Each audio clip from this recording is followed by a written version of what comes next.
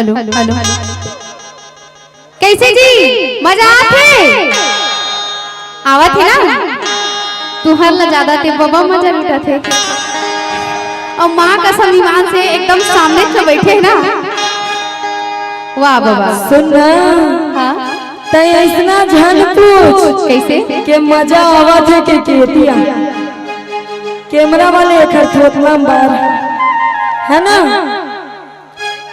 एमला सही बात कहा थी एमला कम झन समझ बे कैसे खबर बताओ कि जो नौजवान नहीं देख सकते वो बूढ़े देख लेते हैं कि जो नौजवान नहीं देख सकते वो बूढ़े देख लेते हैं और उम्र के हर मोड़ पर ये जम के ब्रेक लेते हैं है ना आओ कहती का और जरूरत पड़ने पर भी ना ये दूसरे के तवे में अपनी रोटी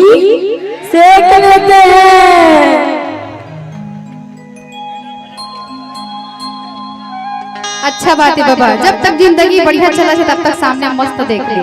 काबर ऐसा मौका बार बार दोबारा नहीं मिला ठीक ए मजते हो पुरारी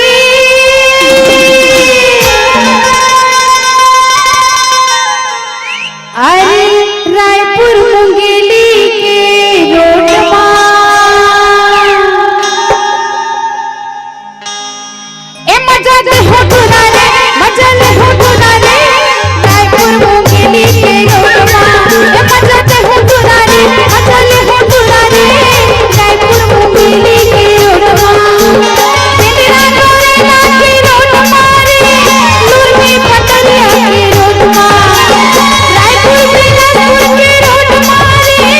गेली नवागढ़ के रोड ए मजते हो पुरारे मजले हो पुरारे लुरमी पटरिया के रोड ए मजते हो पुरारे मजले हो पुरारे रायपुर मुंगेली के रोड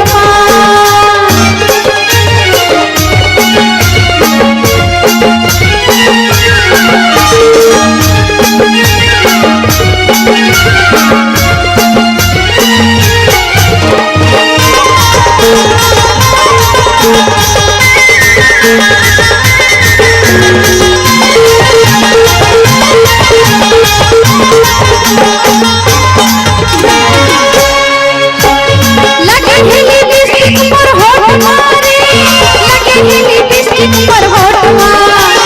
लगे हिली बिस्किट पर होठ मारे लगे हिली बिस्किट पर होठ मारे ए मजले हो पुरारे मजले हो पुरारे